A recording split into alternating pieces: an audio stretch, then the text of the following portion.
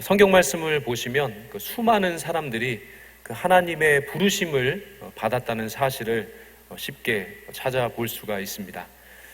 구약 성경 창세기 12장 1절과 2절 말씀에 보시면 여호와께서 아브라함에게 이르시되 너는 너의 고향과 친척과 아버지의 집을 떠나 내가 내게 보여줄 땅으로 가라.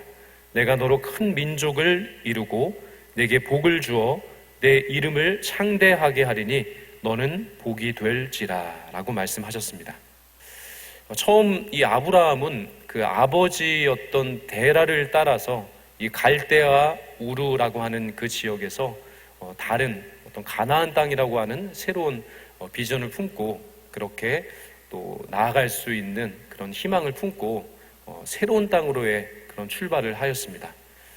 그런데 이후에 그 아버지 데라가 죽고 난 이후에 창세기 12장 1절 2절 말씀은 다시금 하나님께서는 이 아브라함을 부르시고 이 아브라함에게 찾아오셔서 다시금 하나님께서 보여줄 그 비전의 땅이 있으니 그 땅을 향해서 나아가라 라고 말씀하고 계신 겁니다.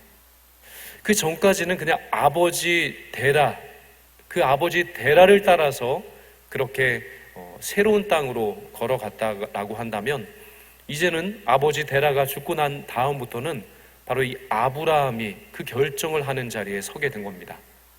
그러니까 지금부터는 그 결정 자체가 바로 아버지 데라를 따라 사는 인생이 아니라 바로 그 자신이 하나님의 그 부르심과 그 하나님의 소명 앞에서 다시금 결단해서 새롭게 하나님 주신 그 사명의 길을 걸어가게 되었다라고 하는 겁니다. 근데 놀라운 것은 뭐냐면 하나님은 늘 사람들을 부르시고 사람들을 만나 주시는데 그 만남은 그 만남으로부터 끝나는 것이 아니라 그냥 그 만남 자체를 통해서 그 사람을 변화시키고 회복시키고 은혜를 베풀어 주시는 것으로 끝나는 것이 아니라 그 사람에게 반드시 사명과 직임과 사역을 맡겨주신다는 겁니다. 이게 대단한 겁니다. 하나님께서 만나신 것으로 하나님께서 부르신 것으로 끝나는 것이 아니라 그렇게 하나님 부르셔서 그의 응답을 한 사람에 있어서는 하나님께서는 반드시 그에게 사명을 주신다는 겁니다. 사역을 허락해 주신다는 겁니다.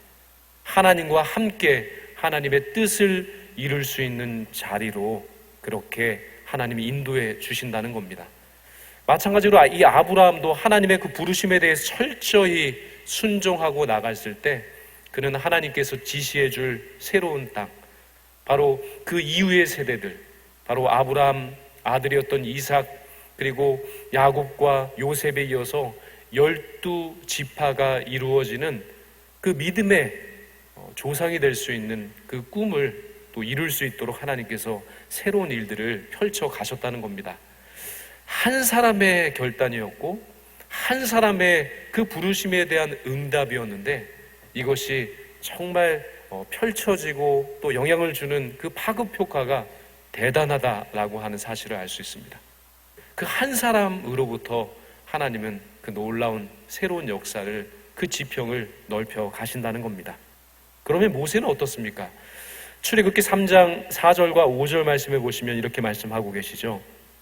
여호와께서 그가 보려고 돌이켜 오는 것을 보신지라 하나님이 떨기나무 가운데서 그를 불러 이르시되 모세야 모세야 하시매 그가 이르되 내가 여기 있나이다. 하나님이 이르시되 이리로 가까이 오지 말라. 네가 선 곳은 거룩한 땅이니 내 발에서 신을 벗으라 말씀하셨습니다. 참 하나님께서는 참 대단하십니다. 정말로 40년 동안 왕궁에서 또 왕자로 학문도 익히고 또 왕자로서의 그 수많은 또 일들을 배우며 살았지만 이 동족을 잔인하게 그렇게 못 살게 구는 그 애굽 사람을 죽이는 그 죄를 짓고 이 모세는 광야로 도망을 치게 됩니다. 그렇게 40년은 왕국에 살았고 또 도명자로서 광야에서의 삶이 40년이었습니다. 그러니까 몇 살이 된 거죠? 이제 80세가 된 겁니다. 참 놀라운 것은 이 모세가 120살을 살았는데요. 하나님께서 모세를 부르셔서 하나님의 그 선하신 도구로 사용하신 그 날이 바로 80세가 되는 해였다라고 하는 겁니다. 하나님 좀 더 빨리 부르셔서 그의 나이 40세 때 부르셔서 80년 동안 하나님의 사역을 감당할 수 있는 하나님의 사람으로 부르셔서 사용하셨으면 더 좋았을 것이다 라는 생각, 우리가 인간적인 생각으로 할 수 있지만은 다 하나님은 때가 있습니다. 하나님의 부르시는 때, 하나님께서 그 사명을 맡겨주시는 그 때가 모든 사람들에게 다양하게 있다라고 하는 사실을 알 수 있습니다. 아무쪼록 이 모세는 그 80세가 되는 그때에 바로 하나님께서 떨기나무 가운데서 그를 불러주셨습니다. 그리고 바로 이 하나님의 부르심에 대해서 응답을 하고 이 모세야 모세야 부르시는 그 하나님의 그 말씀에 대해서 응답하고 또 순종하며 나갔을 때 똑같습니다. 아브라함아 아브라함아 부르셔서 그 부르심에 순종했던 이 아브라함처럼 하나님은 이 모세에게도 사명을 주셨고 사역을 허락해 주셨고 하나님의 뜻을 이룰 수 있는 하나님의 동역자로 동일하게 삼아 주셨다는 겁니다. 바로 이스라엘 백성들, 그들을 애굽 땅에서 또 이렇게 탈출시켜서 하나님께서 약속하여 주신 그 땅으로 그 이스라엘 백성들을 이끌어갈 수 있는 그런 민족의 지도자로서의 역할을 감당할 수 있도록 그를 불러주셨다는 사실입니다. 그럼 오늘 성경 말씀에서 말씀하고 있는 이 로마서를 기록하여 로마 교회에 편지를 하고 있는 바울 사도는 어떻습니까? 바울 사도의 이야기는 바로 사도행전 9장 3절에서 5절에 이렇게 말씀하고 있습니다. 사울이 길을 가다가 다메섹에 가까이 이르더니 호련히 하늘로부터 빛이 그를 둘러 비추는지라 땅에 엎드려져 들음에 소리가 있어 이르되 사울아 사울아 내가 어찌하여 나를 박해하느냐 하시거늘 대답하되 주여 누구시니이까 이르되 나는 내가 박해하는 예수라 라고 하는 이 체험을 하게 되었습니다. 실로 바울 사도는 예수님의 도를 따르는 제자들을 가두고 결박해서 그렇게 예루살렘으로 잡아들이는 일에 열심을 내었던 사람이었습니다. 그러던 그가 어느 날 예수님의 가르침을 따르는 그 사람들을 잡아들이기 위해서 다메섹이라는 곳으로 향하는 도중에 바로 사울아 사울아 부르시는 하나님, 우리의 이름을 불러주시는 그 부르시는 하나님을 만나 배우게 됩니다. 그가 예수님을 만남으로 말미암아 아브라함과 모세와 동일하게 하나님 주시는 사명, 하나님 주시는 사역, 하나님 맡겨주시는 그 하나님의 일에 함께 동참할 수 있는 새로운 길이 열려지게 되었다는 겁니다. 사도행전 9장 15절 말씀에 따르면 주께서 이르시되 가라 이 사람은 내 이름을 이방인과 임금들과 이스라엘 자손들에게 전하기 위하여 택한 나의 그릇이라 라고 말씀하십니다. 얼마나 놀랍습니까? 유대인들을 위해서는 복음을 전할 수 있는 사도들을 하나님 따로 정해 놓으셨고요. 그리고 이방인들을 향해서는 하나님께서 이토록 귀히 여기시고 아껴두셨던 이 바울 사도를 택하시고 부르셔서 그에게 바로 이방인들에게 예수 그리스도의 그 복음과 십자가와 부활을 전하는 그 사도의 역할, 이방인의 사도 역할을 감당할 수 있도록 이 바울 사도를 오늘 부르시고 계신 겁니다. 참 하나님의 부르심에 응답하는 사람들은 이처럼 하나님께서 하나님의 놀라우신 뜻과 계획을 이룰 수 있도록 오늘도 사용해 주시는 하나님이신 줄로 믿습니다. 오늘 이 자리에 함께 예배 드리기 위해서 오신 분들, 기도하시기 위해서 기도의 자리를 지키시는 여기 계신 한 분 한 분들, 만약 하나님께서 불러주시지 아니하셨다면 어떻게 이 자리에 앉아 있으실 수 있겠습니까? 많은 사람들이 바쁜 일상과 감당해야 될 수많은 일들을 뒤로 한 채 이곳에 나와 하나님의 말씀을 받고 그 말씀에 반응하고 그 말씀에 응답할 수 있다는 것은 정말로 오늘 아브라함을 부르시고 모세를 부르시고 바울 사도를 부르신 정말 그 기적적인 일과 동일하다고 저는 생각합니다. 그 말씀하시는 하나님, 찾아오셔서 저희들 이름 한 사람 한 사람의 이름을 부르셔서 우리를 하나님의 동역자로, 하나님의 사명자로, 하나님의 소명을 맡은 자로서 불러주신 뜻이 다 있는 줄로 믿습니다. 오늘 이 말씀을 우리 모두가 마음에 새기셔서 오늘 나를 이 자리로 불러주신 하나님, 성도로 불러주신 하나님, 그 놀라운 하나님 나라의 확장을 위해서 교회를 견실하게 또한 세워가기 위해서 하나님 나를 일꾼으로 세워주셨구나, 나를 하나님의 백성으로 삼아주셨구나 라고 하는 그 뜻을 우리가 다시금 깨달을 수 있다면 아마 그것보다 더 기쁘고 행복한 일은 세상에 없을 겁니다. 그런데 이 로마서의 말씀, 오늘 1절부터 7절까지 말씀을 읽었고 오늘 설교의 제목이 부르시는 하나님이라고 말씀드렸는데요. 이 부르시는 하나님의 역사를 이 로마서 말씀을 읽다가 체험한 그 역사적 인물들이 몇 있습니다. 그래서 그 인물들을 먼저 소개하려고 합니다. 먼저 이 비텐베르크의 대학 신학 교수였던 이 마틴 루터에 대한 이야기를 한번 같이 나누려고 합니다. 이 마틴 루터는 신학교에서 신학을 가르치는 교수였습니다. 근데 그가 로마서를 읽다가 새로운 깨달음을 얻게 된 겁니다.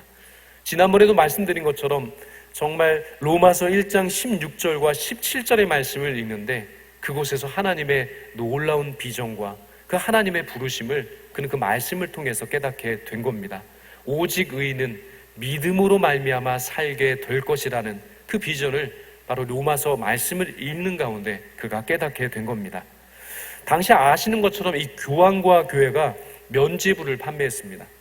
왜 면죄부를 판매하게 됐냐면요, 큰 성당을 짓는 바람에 그 성당을 짓는 건축 그 비용을 대기 위해서 이 교황과 그 모든 교회에서 이 면죄부를 판매하게 되었습니다. 근데 이 면죄부를 판매하는 데 있어서 더 정말 악한 그런 상황들이 도출되게 됐는데, 그것은 뭐냐면 바로 이 면죄부를 사는 그 금액이 헌금을 통해서 드려지게 될 때 그 헌금이 헌금함에 떨어지는 순간 영혼이 구원받는 구원의 역사가 일어난다는 그런 이야기까지 생겨나게 되었다는 겁니다. 우리는 아주 어렸을 때부터 믿고 아는 정말로 단순한 진리입니다. 무엇이죠? 우리는 어떻게 구원받을 수 있죠? 예수님을 믿는 믿음으로 구원받습니다. 그래서 우리들이 유치원 다닐 때도 돈으로도 못 가요 하나님의 나라, 이 찬양 많이 부르셨잖아요. 이 돈으로 못 가고 그리고 착한 행실로도 못 가는 나라가 바로 하나님의 나라고, 그것으로 의로운 삶을 살 수 없는 우리의 연약한 인생임에도 불구하고 사람들이 착각을 하게 된 겁니다. 아, 면죄부를 사면 우리도 우리의 죄를 깨끗이 씻고 하나님의 나라로 하나님의 백성이 될 수 있는 그런 권리를 누릴 수 있게 되는구나 라고 하는 것을 잘못 인식하게 된 겁니다. 구원은 예수 그리스도를 믿는 믿음으로 얻는 것이지 부족과 같은 그 면죄부를 산다고 해서 얻어지는 것이 절대 아니지 않습니까? 그래서 이 마틴 루터가 로마서 1장 16절과 17절 말씀을 읽게 될 때 이 단순한 깨달음을 하나님으로부터 얻게 된 겁니다. 그래서 그는 1517년 10월 31일에 비텐베르크 성문 앞에 이 면죄부 판매가 잘못됐다라고 하는 것을 95개조의 방망문을 작성해서 그 성전 문 앞에 걸게 되었습니다. 더 놀라운 것은 그 하나님의 역사는 참 놀랍고 신비합니다. 바로 이 마틴 루터가 이 성전 앞에 걸어두었던 이 95개조 방방문이요, 그 당시에 구텐베르크라고 하는 사람이 인쇄술을 개발하게 된 겁니다. 그 전까지만 해도 아무리 훌륭한 문장이 있다고 할지라도, 글이 있다고 할지라도, 심지어 성경 말씀이 있다고 할지라도 그것이 인쇄술이 발달하지 못해서 수많은 사람들이 함께 하나님의 말씀조차도 읽을 수 없는 상황이었습니다. 그냥 성직자만 읽고 묵상하는 것이 그 당시 성경일 정도로 그 당시 인쇄술이 발달하지 못했던 그때에 마침 이 95개조 방방문을 걸어 붙이는 그 시점에 동일하게 바로 이 구텐베르크라고 하는 사람이 인쇄술을 발명해서요, 그 글들이 전 지역으로 퍼져나갈 수 있는 그런 역사가 일어나게 되었다는 겁니다. 정말 하나님께서는 하나님의 역사를 이루실 때 이곳 저곳에서 하나님의 그 역사를 이룰 수 있는 수많은 사람들을 모으셔서 그 하나님의 뜻을 아름답게 이루어 가시는 줄로 믿습니다. 그렇게 해서요, 이 방방문이 독일 전역에 퍼져나갔고 이로 인해서 그 종교개혁의 그 시작이 정말 불붙게 돼서 그 종교개혁을 온전히 완수할 수 있게 되는 그런 역사가 나타나게 되었다는 겁니다. 또 한 가지 알 수 있는 것은요, 바로 이 마틴 루터가 종교개혁을 일으킬 때 수많은 사람들의 핍박과 그 압박, 심지어는 그의 생명을 노리는 사람이 참으로 많았습니다. 그런데요, 하나님은요, 그 한 사람을 사용하셔서 하나님의 뜻을 이루실 때 그냥 그 사람을 내버려 두지 않으셨습니다. 한 지주를 통해서 그에게 성을 허락해 주셨습니다. 그래서 이 마틴 루터가 그 지주가 허락해 준 그 성에서, 그 지주가 지켜주는 그 안전한 땅에서 바로 이 성경도 번역하고 또 하나님께서 맡겨주신 이 사명을 기도하면서 감당할 수 있도록 그 모든 상황과 여건까지도 이루어 주셨다는 겁니다. 더 놀라운 사실은 뭐냐면요, 이 마틴 루터가 한 지주의 그 성에서 성경을 번역했는데요, 그 당시에는 정말 독일 사람들도 라틴어를 가지고 그렇게 공부도 하고 그 라틴어를 가지고 성경을 읽었어야 하는 때였습니다. 왜 독일 사람들이 라틴어를 읽어야 합니까? 왜 독일 사람들이 라틴어로 된 성경을 읽지 못하고 왜 그의 모국어가 아닌 라틴어로만 성경을 읽어야 했는지, 그것이 참으로 못마땅했습니다. 그런데 하나님께서 바로 이 마틴 루터에게 은혜를 주시고 지혜를 허락해 주셔서 그 한 지주의 성에서 이 신약 성경을 바로 이 라틴어에서 독일어로 번역하는 일을 하게 했다는 겁니다. 참으로 짧은 시간이었지만 하나님은 시간의 오병이의 역사를 그에게 허락하여 주셔서 하나님 주신 은혜와 능력으로 그 짧은 시간에 바로 이 라틴어 신약 성경을 바로 루터를 통해서 바로 독일어 신약 성경으로 완전히 그렇게 번역하는 일을 끝마치게 되었다는 겁니다. 바로 이 종교개혁이 완수될 수 있었던 그 모든 것은 바로 일반 모든 사람들에게 하나님의 말씀 성경, 그것이 모국어로, 자신들이 읽을 수 있는 모국어로 다 번역돼서 그것이 많은 사람들의 손에 하나님의 말씀이 들려져서 묵상하고 읽게 되는 그 말씀의 능력을 일반 모든 사람들이 경험할 수 있게 되는 그런 지평이 열려졌다는 데에 또한 있다고 할 수 있겠습니다. 참 놀랍지 않습니까? 하나님께서 한 사람을 부르셔서 그 하나님의 뜻을 이루시는데, 하나님께서는 수많은 곳곳에 흩어져 있는 하나님의 사람들을 또 부르셔서 그와 함께 협력하여 하나님의 뜻을 이루게 하시는 줄로 믿습니다. 또 한 가지 사실은 더 놀랍습니다. 바로 이 어거스틴이라고 하는 사람입니다. 이 어거스틴이라고 하는 사람이 어떤 사람이었냐면요, 정말 우리가 지금 신학교에서 신학을 배웁니다. 저도 신학교에서 신학을 무려 10년을 배웠습니다. 제가 얼마나 무식한지 신학을 10년을 배웠는데 다 깨우치지를 못했습니다. 그런데요, 제가 신학교를 10년 다니면서 학부에서 공부하고 그 다음에 석사 공부를 하고 박사 공부를 하는 과정 가운데서 읽었던 수많은 그런 신학적인 서적들, 그리고 신학 교수님을 통해서 배웠던 많은 이론들, 그것의 기초가 바로 오늘 이야기하려고 하는 이 어거스틴이라고 하는 이 한 사람이 이미 다 집대성해 놓았다는 겁니다. 오늘 이 시대, 현대의 시대 가운데서 정말 이 문제에 대해서 누가 글을 썼을까? 라고 생각하고 책을 찾아보잖아요. 그러면은 당연한 듯이 어거스틴이 이미 그 주제에 대한 글을 써 놓았습니다. 그 정도로 신학에 대한 모든 전반에 대해서, 성경 강해에 대한 전반에 대한 모든 일들을 이미 이 어거스틴이라고 하는 이 한 사람이 집대성을 이미 해놓았다는 겁니다. 그런데 이 어거스틴이 처음부터 그러한 성자, 어거스틴이 처음부터 이렇게 하나님의 그 말씀을 잘 풀어서 해석해 줄 수 있는 철학자가 아니었습니다. 그는 로마서를 읽다가 회심을 하는 체험을 하게 되면서 이러한 거목이 되게 되었습니다. 어거스틴은 독실한 어머니였던 이 모니카의 기대와 기도가 있음에도 불구하고 정신을 차리지 못했습니다. 정말 그 어머니의 눈물의 기도가 있었음에도 불구하고 그는 한 여인과 동거 생활을 시작하였고, 그의 나이 18세가 되던 해에 사생아를 낳게 되는 그런 일을 벌이게 됩니다. 그는 세속의 철학뿐만 아니라 마니교라고 하는 이단에도 심취해 있었습니다. 참, 하나님을 믿고 하나님의 말씀을 묵상하고 그 말씀을 배워가는데도 저희들에게 시간이 부족한데, 그에게는 그런 시간을 허비하는 인생을 사는 그 과정에 있었다는 겁니다. 마니교에 심취해 있고 육체적인 정욕에 빠져 있었던 바로 이 어거스틴, 지금으로 우리가 대단하게 여기는 이 거장 어거스틴도 그의 정말 18살 그 시절에는 이러한 허랑방탕한 생활을 했었다라고 하는 말씀이죠. 그런데 이가 바로 로마서 13장 13절에서 14절의 말씀을 읽고 하나님의 그 놀라우신 은혜의 빛을 경험하게 된 것입니다. 로마서 13장 13절에서 14절 말씀에 이렇게 기록되어 있습니다. 낮에와 같이 단정히 행하고 방탕하거나 술 취하지 말며 음란하거나 호색하지 말며 다투거나 시기하지 말고 오직 주 예수 그리스도로 옷 입고 정욕을 위하여 육신의 일을 도모하지 말라라고 기록되어 있습니다. 그냥 읽으면 간단한 그냥 말씀 같다라고 생각될 수 있지만요, 이 어거스틴에게 있어서는 이것은 정말 기적 같은 일이었습니다.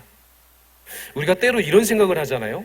성경이 덮여져 있는데 그 성경 말씀을 딱 펼쳤을 때 처음 눈에 들어오는 그 말씀이 하나님의 말씀으로 내가 받아들이겠다라고 하면서 성경을 이렇게 펼칠 때가 있습니다. 그럴 때 정말로 우리가 기대하고 소망하고 바라는 말씀만 들어오던가요? 늘 그러셨나요? 그러지 않을 때가 더 많을 겁니다. 그런데 이 어거스틴이 그 일을 한 겁니다. 소망 없는 자, 더 이상 비전이 없는 이 삶을 살아가던 이 어거스틴이 하는 수 없이 그 결정을 하게 되게 된 겁니다. 성경을 펴서 처음으로 들어오는 그 글귀가 바로 하나님의 말씀이다 라고 하는 생각을 하게 된 것입니다. 그가 쓴 고백록을 보면요, 이렇게 기록되어 있습니다. 오 주여, 어느 때까지입니까? 오 주여, 어느 때까지입니까? 당신께서 영원히 노하시려 하십니까? 나의 이전의 죄악을 기억하지 마소서. 나는 이렇게 말하고 내가 지은 죄에 대해서 마음으로부터 통회하면서 울고 있었다. 그때였다. 갑자기 이웃집에서 들려오는 말소리가 있었다. 그 말소리가 소년의 말소리인지 소녀의 말소리였는지 나는 확실히 알 수 없으나 계속 노래로 반복되는 말이었다. 들고 읽어라, 들고 읽어라, 이것이었다. 나는 그 소리를 성경을 펴서 첫눈에 들어오는 그곳을 읽어라 하신 하나님의 말씀, 하나님의 명령으로밖에 생각할 수 없었다. 그래서 나는 바로 내 책이 있는 그곳으로 급히 돌아갔다. 왜냐하면 내가 그곳을 일어나 떠났을 그때 거기에다가 사도의 책을 놔두고 온 까닭이었다. 나는 그 책을 집어들자마자 펴서 내 첫눈에 들어오는 구절을 읽었다. 그 구절의 내용은 방탕과 술 취하지 말며 음란과 호색하지 말며 쟁투와 시기하지 말고 오직 주 예수 그리스도로 옷 입고 정욕을 위하여 육신의 일을 도모하지 말라였다. 나는 더 이상 읽고 싶지도 않았고 또한 더 읽을 필요도 없었다. 그 구절을 읽은 후 즉시 확실성의 빛이 내 마음속에 들어와 의심의 모든 어두운 그림자들을 몰아내었다. 바로 어거스틴의 고백록에 기록된 그 내용입니다. 바로 방탕함과 그 어리석은 삶 가운데 있을 때 그냥 펴서 읽어라 하는 그 하나님의 말씀을 그냥 곧대로 듣고요, 내가 지금 성경을 펴서 바로 내 눈에 첫 문장으로 들어오는 그 말씀이 바로 하나님께서 내게 해주시는 말씀이다 라고 생각하고 성경을 펼쳐 들었는데, 하나님께서는 그 순간 정확하게 그에게 필요한 말씀, 바로 나의 말씀을 어거스틴에게 들려주신 것입니다. 이처럼 이 로마서의 말씀을 통해서 어거스틴은 회심을 하게 되었고요, 성자가 되었고, 제가 말씀드린 것처럼 지금 신학교에서 신학생들이 머리를 싸매고 공부하고 있는 수많은 그런 신학적인 모든 집대성한 내용들, 그것이 이미 어거스틴을 통해서 다 정리됐고, 그가 쓴 책만 읽어도 그 내용들이 다 하나하나 이해될 수 있을 정도로 대단한 신학적 업적을 이룬 사람이 되었다는 겁니다. 로마서 그 한 책만 읽었을 뿐인데 하나님은 이 말씀을 통해서 그 사람을 부르셔서 하나님의 뜻을 이루시고 이 시대의 진정으로 필요한 하나님의 그 놀라운 역사를 이루어 가시는 줄로 믿습니다. 로마서는 편지입니다. 바로 발신자 바울이 하나님의 사랑을 입고 성도로 부르심을 받은 로마 사람들을 향해서 쓴 편지입니다. 바로 하나님의 사랑을 받고 성도로 부르심을 받은 그 로마 교회 성도를 향해서 붙인 편지라는 말씀입니다. 하나님께 부르심을 입은 사람, 그 모두가 바로 성도라고 하는 사실을 기억하시기를 바랍니다. 바로 정말 우리의 모든 삶의 과정 가운데 하나님은 우리를 성도로 부르셨고, 오늘도 우리에게 찾아오셔서 아브라함 같이, 또 모세와 같이, 그리고 어거스틴과 같이 그리고 마틴 루터와 같이 우리의 삶의 자리에 분명히 찾아와 주셔서 나의 말씀으로 이해할 수 있도록 하나님의 말씀을 들려주실 줄로 믿습니다. 오늘 본문 말씀에 보시면요, 이 바울 사도는요, 처음부터 그런 하나님의 뜻에 붙들린 바 돼서 그 뜻을 펼쳐갔던 사람이 아니었습니다. 그는 가말리엘 문화에서 율법 교육을 철저히 받았던 사람입니다. 이 가말리엘이라는 사람은 뭐냐면요, 그 당시에 랍비들이 있었는데요, 그 랍비보다 수없이 존경을 받는 스승들을 가리켜서 랍반이라고 불렀습니다. 그 당시에 랍반이라고 하는 사람이 단 6명밖에 되지 않았는데 그 랍반 중에 한 사람이 바로 가말리엘이었습니다. 이 바울 사도는 이 가말리엘의 문화에 들어서 그곳에서 철저히 하나님의 율법을 공부했던 율법에 정통한 사람이었습니다. 그런데 그렇게도 율법에 정통한 그였지만 진짜 하나님의 뜻이 어디에 있는지, 진짜 하나님의 부르심이 어디에 있는지는 몰라서 그가 하나님의 뜻을 펼쳐가는 수많은 그리스도인들을 잡아서 옥에 가두는 일들을 했다는 겁니다. 바울은 또한 난지 8일 만에 할례를 받았다라고 성경은 말씀하고 있습니다. 율법의 의로 흠이 없는 정말 정통 중에 정통 유대인이 바로 이 바울이었습니다. 그러나 그는 빌립보서 3장 8절 말씀에 보시면 이 모든 것을 다 배설물로 여긴다라고 고백하고 있습니다. 그 당시 최고의 석학에 공부를 했고 정통 유대인 중에 유대인이고 로마의 시민권까지 가지고 있었던 그가 그 모든 것을 배설물로 여겼다고 분명히 고백하고 있습니다. 빌립보서 3장 8절 말씀입니다. 또한 모든 것을 해로 여김은 내 주 그리스도 예수를 아는 지식이 가장 고상함을 인함이라. 내가 그를 위하여 모든 것을 잃어버리고 배설물로 여김은 그리스도를 얻고 그 안에서 발견되려 함이니 내가 가진 의는 율법에서 난 것이 아니요 오직 그리스도를 믿음으로 말미암는 것이니 곧 믿음으로 하나님께로부터 난 의라 라고 말씀하고 있습니다. 그가 그처럼 고상하게 여겼던 혈통, 학문, 그 모든 것이 중요한 것이라고 생각했지만 예수님을 만났을 때 그것은 다 배설물로 여길 정도로 하찮은 것에 불과하다는 사실을 그는 깨닫게 되었습니다. 그래서 그 예수 그리스도를 만난 이후로부터 그는 이름까지 바꾸게 되었습니다. 그는 처음에 사울이었습니다. 사울이라는 이름의 뜻은 다 아시는 것처럼 큰 자입니다. 그러나 하나님을 만난 다음부터 예수 그리스도를, 바로 예수 그리스도의 십자가를 체험한 이후로부터 그의 이름이 바뀌었습니다. 바로 바울, 작은 자. 이름의 뜻과 같이 하나님의 그 놀라우신 은총과 사랑 가운데 그는 철저히 작은 자입니다. 나는 작은 자입니다. 나는 부족한 사람입니다. 나는 정말로 하나님을 믿는 하나님의 사람들을 핍박했던, 교회를 핍박했던 그런 핍박자였습니다. 나는 죄인 중에 괴수입니다 라고 그렇게 고백할 정도로 그는 예수 그리스도를 만난 이후부터 철저히 그의 삶은 예수 그리스도 앞에 겸손한 삶으로 준비되게 되었음을 알게 됩니다. 참 놀라운 것은요, 처음에는 정말 그가 방향을 잘 잡지 못해서 그가 정말 열심은 품었으나 그 열심이 하나님을 위한 열심이 아니었습니다.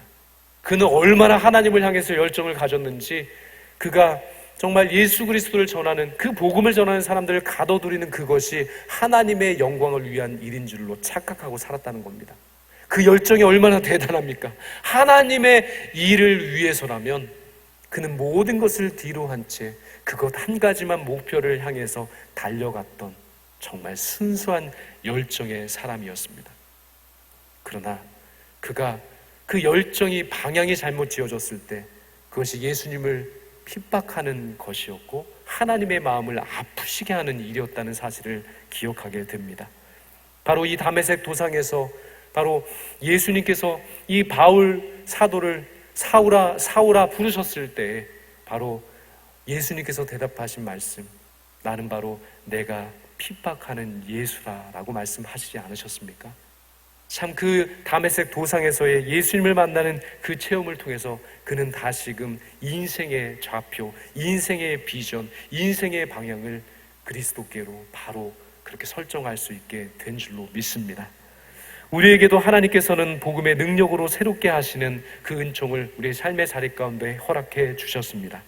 그 놀라우신 은총이 오늘도 우리의 삶의 자리 가운데 여전히 임하게 되는 줄로 믿습니다. 그러나 한 가지 꼭 기억해야 될 사실은요, 우리가 방향을 잘못 잡고 그 비전을 정말 하나님 원하시는 뜻으로 잘 그렇게 방향을 잡지 못하게 될 때 우리가 열심을 내면 낼수록 그것이 하나님의 마음을 아프시게 하는 일이 될 수도 있다는 겁니다. 중요한 것은 열심을 내되 하나님께서 원하시는 그 방향을 향해서 우리가 열심을 내야 할 줄로 믿습니다. 이것저것 너무 헷갈립니다 라고 그런 생각이 드신다면요, 바로 예수 그리스도의 십자가를 바라보시면서 우리의 인생과 사역의 비전을 그곳을 향해 그 포커스를 맞추게 된다면 하나님의 뜻을 이루는 그 삶의 여정으로 하나님 우리의 삶을 그렇게 인도해 가실 줄로 믿습니다. 오늘도 하나님은 하나님의 사랑을 받고 성도로 부르심을 받은 우리 모두를 하나님의 이 교회 공동체로 불러 모아 주셨습니다.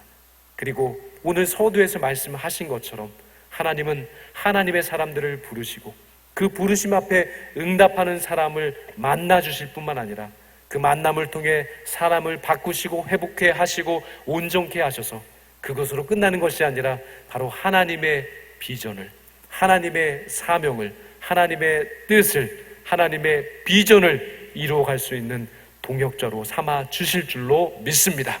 오늘 이 기도의 자리, 말씀의 자리로 함께 찾아 나오신 한 분 한 분들의 심령 가운데 오늘도 우리의 그 이름을 부르시면서 누구야 누구야 부르시는 그 하나님의 음성이 들려지기를 소망합니다. 그리고 그 하나님의 말씀을 듣게 되었을 때 아멘, 주님 제가 여기 있습니다. 주님의 그 강한 오른손으로 저를 붙잡아 주셔서 마음껏 주님의 선한 도구로 사용하여 주시옵소서.